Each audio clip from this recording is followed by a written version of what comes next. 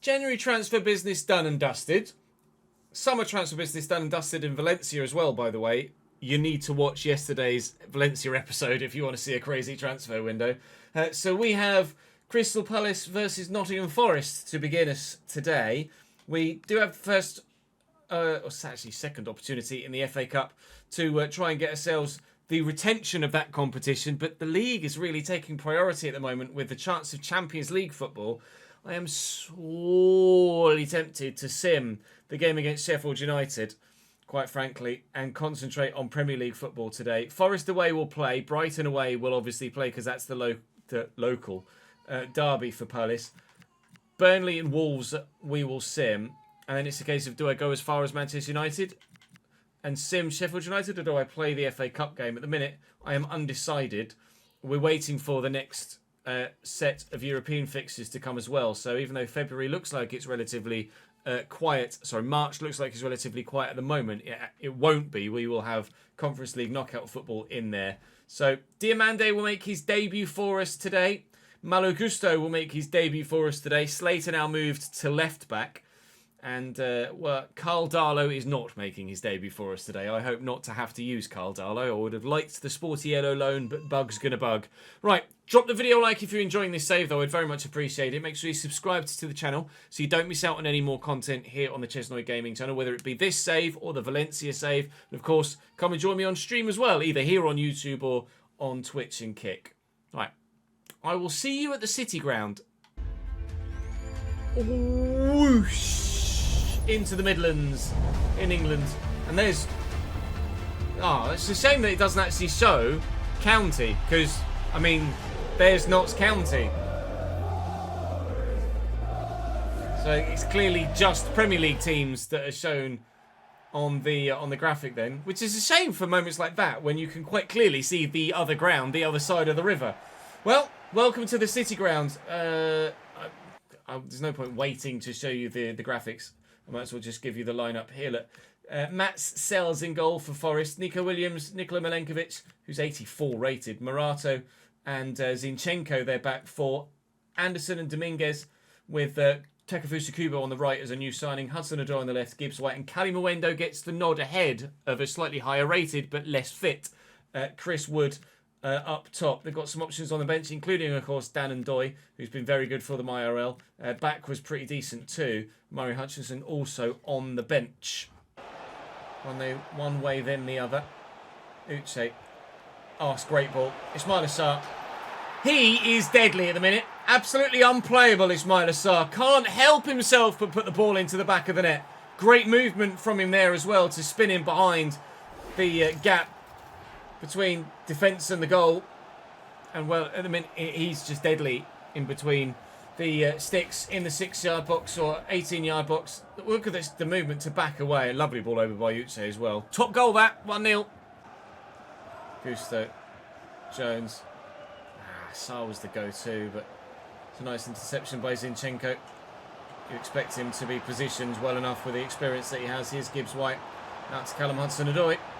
Into the box, lovely cutback. And looking to, well, do the Callum Hudson-Odoi special. The cut inside and finesse whipper works beautifully for Nottingham Forest.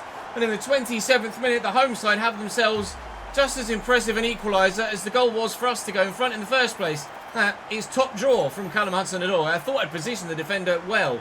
Actually, Malo Gusto had gone just beyond the ball. Former Chelsea player and former Chelsea player. It's a goal for Forest. Kubo again. Nice tackle. Just out-muscled him. Jeremy Pino gets away from the man and has space to get into. We are training his pace to try and get him to be quicker. Uche's a bit slow to get in the box there, annoyingly. But if we can get ahead of the defender there with Ismaila Sarr, we can have the chance. And boy, did we ever. Brilliant header from the winger. And a whisker away from a second. Looking for Uche. It's more hopeful than anything else. Can we win this with Slater? No. Well, yes, actually. Oh, my God. We could. We could.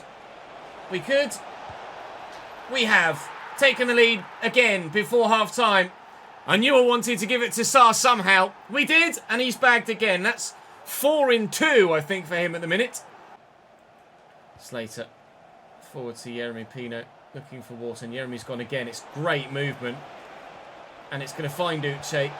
And it's a good save by Sells. Was relatively straightforward for the keeper, but brilliantly worked. All thanks to the movement of Yeremy Pino out on that left-hand side. It's Curtis Jones. I'll try and get that round the corner to Uche again, but I can't quite do it. 25 to go. Forest yet really to have a massive impact in this second half. Now watch them score. Diamande, that is vitally important because Takefusa Kubo was getting free on the other side. Just as important as the movement of Yeremy Pino for that chance we created a moment ago was the defensive movement of Diamande there. Credit where it's due. Good defending is often quite difficult to actually show in content, but that was absolutely great defending. Nice turn. Domingos has done the same. Yashari's off the bench here for us in midfield now to try and help us shore up. You can hear the home fans roaring as the ball's coming across there. Diamande's up. Brilliant save. That's one of the best we've seen all season. Takefusa Kubo gets that. We're not going to see a replay of it. I think I need to see that again just to really highlight how good a save that genuinely was. The crowd were roaring brilliantly as Bakwa was getting some space down the line. And then initially we win the header. It's going to fall to Kubo. He's struck down and into the ground at pace. And the fact that Henderson, whilst unsighted as well behind two defenders, has gotten to this is pretty remarkable, really. Let's play it at full speed. I don't quite know how he's made that save. He's seen that very late. Dino is quite the goalkeeper we're finding out in this save, isn't he? Very much so. As to be fair, Palace fans already know IRL. Now he's made a mistake. And he's made up for it. Praise the man, and he makes a mistake. Diamande's taken Mark Gahey's former number 6. It was Murato in a Forest number 4. Heads wide. The clever thing to do is just piss about with it, really, quite frankly. Ensure we get the win. We had a game in hand to get back into the top 4. I think it was for this matchday weekend. So this should see us back into a Champions League spot in the Premier League. Nketiah was offside. That'll be the end of the game. We'll take it. Difficult one, that. And a brilliant goal from Amari Hutchinson. But in the end, we had too much, as did Fulham for Manchester United. Oh, dear. They struggle continually, Man United, in this save. We are now back up into 4th. Only a point ahead of Newcastle. Only 4 ahead of Spurs. 5 from Villa. 6 from Chelsea. Manchester United now down in 9th place, which is better than where they were, but still not where they'd like to be. Sunderland have fallen off a little bit after a strong start to the season. Wolves, to be fair, are in 11th, having a decent year, but certainly Burnley is going to be a simmer when we have them, but Brighton certainly is not. Eagles versus Seagulls, take 2. We're getting the whoosh again. We're off down to the south coast this time. To the Amex. Brighton and Hove Albion's home ground. It's quite out of the city, really, isn't it? I didn't realise it was that far out of the city in the countryside. I mean, it's beautiful countryside, don't get me wrong, but middle of nowhere. It's decent ground, though, to be fair. Hopefully, though, we can make it a good hunting ground. The home side then line up as follows here in this fixture between two rivals. Bart Verbruggen in goal. Kadiolu's at right back with Hinshelwood at left back. Vifa and Baleba holding with Danny Welbeck captaining and leading the line up top. Nuno Santos on the left-hand side. You can quite clearly hear how loud the atmosphere is here within the Amex, so I'm anticipating a good game. Lovely ball to Yeremy Pino. He's completely sent the defender. Can't send Yankuba Minter though. Hinshelwood has won that very well. Oh my god, and Ruter's run that very well. Brighton are up for this. Slater. Can't find his man. Yankuba Minter. Slater's the fastest man we have at the club, I think, outside of Ismaila Sarr. Certainly the fastest defender I've got. Yankuba Minter still getting the better of him on that occasion, just.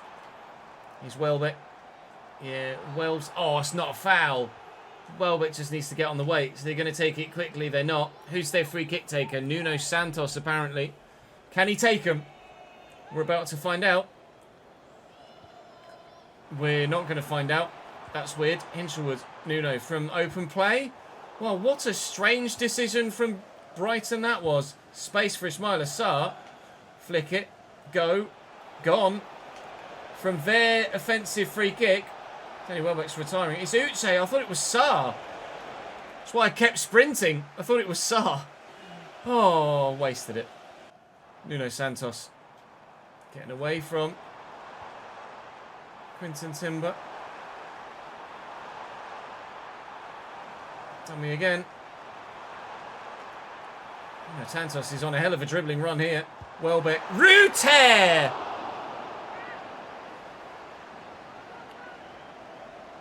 Not far wide at all. Can find a teammate though. Rute to Nuno Santos. And here to Gini Rute. And around the corner here to Jan Kuba Minter. Not catching him. Dino with a save though.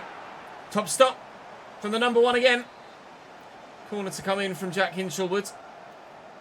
Brighton quite clearly the side on top in the opening few minutes. Hinchelwood. Van Ecker. Trying it. Just get rid. That's not really rid, is it?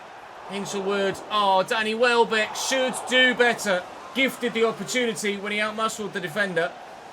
Tried to pick his spot and picked the wrong one. Nuno Santos. And Hinchelwood and Vifa. Brighton are playing really well today. But will they get the result they want? Looking for Uche. Wharton's here. Pino's going to be over there. We've drawn Cadiolo out of position. Pino, Uche, can't find the space. Morgan Rogers at the double for Aston Villa in their game. At the minute, nobody's doing anything even once in this one. So maybe a chance there with Uche, but I overran it. Again, Cadiolo's tucked in, but I've overrun that one as well. Oh, well in, Quinton Timber. Curtis Jones. Sarr looking for Uche. It's a poor pass. I can't seem to find my flow in this one. Timber. Uche. Pino around the corner. We're in. And we should have scored. Oh, Jeremy. Jeremy. You've got to bury that, mate. There was no cheering. Despite Jack subscribing for the 5th month in a row and 10th total on Twitch. Thank you very much for that, my man. Would have loved to have celebrated it with a goal, but we haven't. Slater. Ezel Zuli is going again. And he's in. Mateta's in the middle. Timber needs to win this. Has done, but he's not found a teammate. I think it's going to be a 0-0 draw here against Brighton. The rivalry still remains undecided. That's FIFA into the middle. It's surely, ref, time. Now, when I want it to go a little bit longer, it won't. All right. Well, a hard-fought 0-0 draw. Both sides played very well and deserved something from it, but we did have some really good chances. So did they, to be fair. That Welbeck one, hitting it wide, really poor. Welbs didn't have a great game. Brighton need a striker. Burnley we've got next. This one should be... I always say that and then end up regretting it. A pretty straightforward one. I wonder if we put DSRC in there literally just for an overall rating. Although, to be fair, he gets a -5, so we actually would be... Do Mandeki play left back? No. Be better off with Borna Sosa in there. Let's do that just for this one. See if we can get a result at home against Burnley, which we rather convincingly do. Mateta with a brace. Ismaila Sarr with another one. Mateta seems to only really score when I'm not using him. We have an idea of who we might like to replace Mateta as well. We've given Chris Richards a new deal after he asked about having one. But then we've immediately gotten a bid from Newcastle for him. £15.2 million. Now, Chris Richards is a good squad player for the level that we're at. And we've got 2 solid centre-backs that are going to grow at the minute. So I'm quite happy to keep Chris Richards at the club at the moment. I don't feel the need to replace him as it stands. Now, after a really good, solid victory against Burnley, now Forest are in for Chris Richards. He requested a transfer because he wanted a new contract. And I've offered him a new contract. So now I should just be able to take him off. It should take him off the transfer list, IMO, when you offer them a new deal. But whatever. Small things. So after the solid result against Burnley, I'm going to look to do the same thing against Sheffield United in the FA Cup. Sarr and Mateta again. Good. I had a little bit of a heart flutter there, to be honest, but we get the job done. We're through to the next round of the FA Cup. The defence of said trophy continues. You're welcome, Jean-Philippe. Make the most of it, mate. You're on your bike in the summer. Match rescheduled in March. That might be for the FA Cup as opposed to Europe. I don't think the next round of Europe has been drawn yet. It hasn't. It's Tottenham. Oh, no. It's Manchester United away. Oh. Okay. Well, we will play Manchester United away at the end of today's episode. And then we shall play Manchester United away tomorrow as well. But first, we've got a home game against Wolves that we can sim our way through and hopefully get a solid result from. They're doing remarkably better in this save than I anticipated they would do, actually, Wolves. So rather than say anything ahead of this game, I'm just going to not say a thing. We get an even better result. Sarr, Jones, Sarr, Uche. 4-1 win against Wolves. This Crystal Palace side are really genuinely quite good, aren't they? We are third in the Premier League at the minute. Significantly off the top end of the table, but at the minute, very much in contention for a Champions League spot. Manchester United away from home, though, is not going to be an easy fixture. So let's go and play it. Matches rescheduled in the Premier League. That means that Europe is now ready for us. Who do we have in the round of 16 of the Conference League? Samsunspor. Winnable, to say the least. Let's actually have a look at the other sides remaining in the competition now then. Kiev and Vallecano. Mainz and Shakhtar. Alanyaspor and Strasbourg. I mean... Oh, hang on. There's more up here. AEK Athens and Apoel Nicosia. Lausanne Sport and Sparta Praha. Fiorentina. Fiorentina are probably the only side that I'd be concerned that we wouldn't get a result against. Other than that, I think the Conference League is ours to throw away at this particular moment in time. So's a top 4 spot in the Premier League. So then, the Red Devils, 4-3-3 lining up here with Guillermo Restes in goal. Mazraoui, Yoro, Lisandro Martinez and Luke Shaw. Cunha sitting in front of Ugarte and Bruno, with then Mbermo, Bradley, Barcola and Benjamin Šeško up top at striker. Mateta starts for me. He's been desperate to play and he wouldn't shut up in my mentions, so he gets the nod. And Richards starts at centre-back to celebrate his new deal at the club. Hopefully, both of them will now just leave me alone for a while and I can concentrate on trying to get Champions League football for Crystal Palace next season.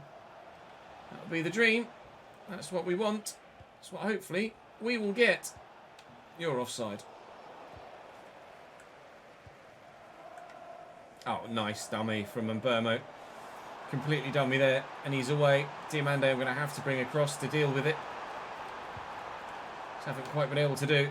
Here's Bruno, Šeško, Ugarte. Good save. Oh, and well held as well. Nicely done, Dean Henderson. Manchester United look decent going forward, don't they? Šeško and Mbermo. Well intercepted. Curtis Jones. Jeeps. Didn't anticipate that. Luke Shaw certainly read that though. And Barclay's looking to get away. Man United are dangerous. Though Curtis Jones apparently is just destroying everyone right now. Maybe I should have gone through the air there. Oscar Dawley trying to close down and doing particularly well in doing so. Run straight into Mbermo.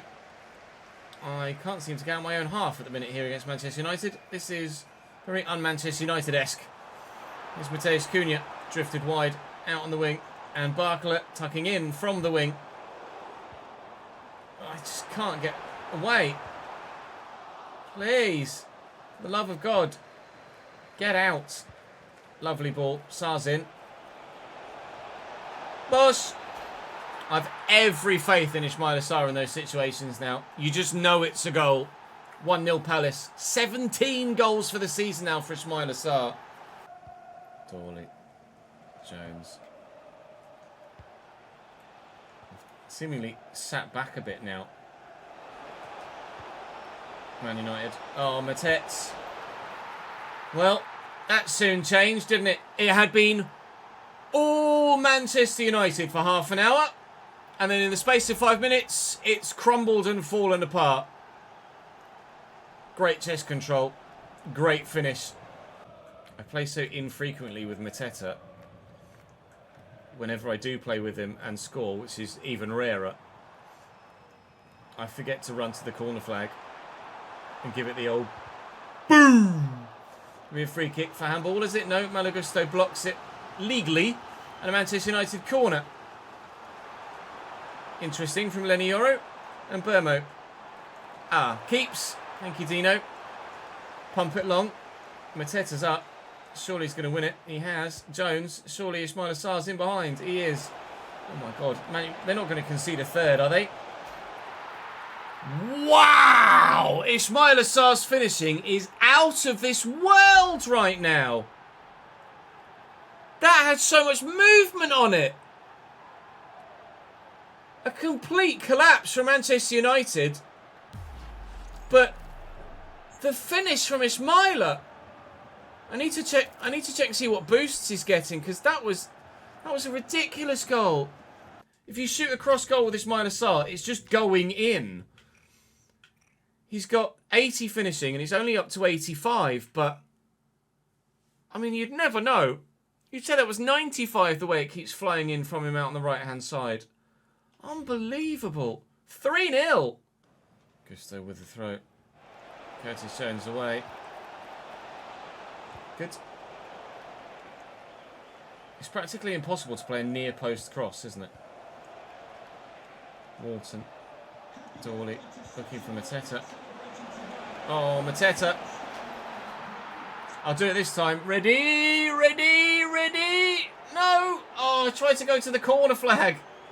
That's why I tried, and he just went, no. Regardless. Boom! 4-0! Bruno in a little pocket of space. Finds Mazraoui. Looking to try and find a secondary pocket here, Bruno. Mazraoui finds Šeško, and for the second time in quick succession, Šeško's interlinking play breaks down the Manchester United move. Wharton looking for Jeremy Pino out wide, who's going to try and leave Lenny Yoro behind him in his wake, and he has done, and Mateta's going to bring this down. Brilliant save. With the feet there, Restes. Mateta just shoved off the defender, making a quadruple substitution to freshen things up and give some fringe players some football because they deserve it. And unfortunately for Manchester United, it's not going to get any better, I don't think. Well in, Chris Richards. Lovely interception. Tracking back from the corner. Looking for Romanessa in behind. Crossing it for Mateta, who... Oh, he's so unlucky not to get a hat-trick. That's how to use Mateta. Where are you going, Bruno? What in the... okay, that was weird. I won't score because that's very strange. It's the second time that's happened in the recording of today's episode. Just died mentally and was like, I'm just going to keep jogging in a straight line.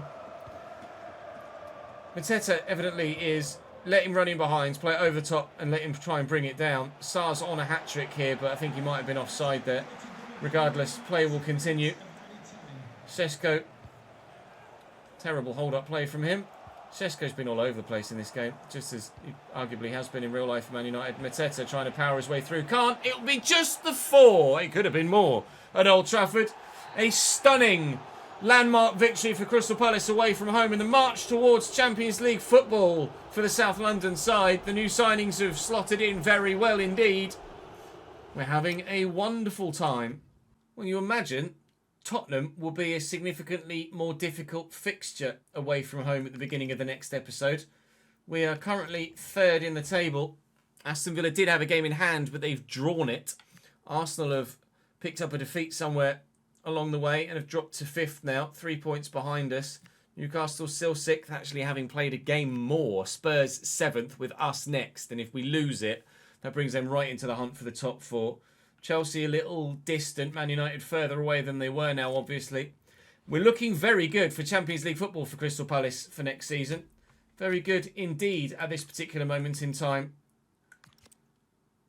with the side playing exceptionally good football, picking up brilliant results, we just couldn't be happier, really. We're obviously nowhere near winning the league, which leaves the ceiling to move towards later in the save. Palace are third in real life. If they're still third by the time we get to March in real life, they'll be absolutely over the moon. Just as we are right now. It could go all potentially horribly wrong, though, with Spurs next. But there's still some difficult fixes in there. Newcastle, Manchester City and Liverpool in quick succession could be pretty brutal. And if we need something against Arsenal on the final day, then that'll be pretty intense as well. There's still a lot of football to be played and still a couple of trophies potentially to be won with the FA Cup and the Conference League. But that will do us for today. There'll be a Valencia episode for you later on this evening, so do make sure you check that out at 6 p.m. I'd appreciate it very much. Drop this video a like as well. I'd appreciate that very much. And come and join me on stream. But for this particular single video, we're done.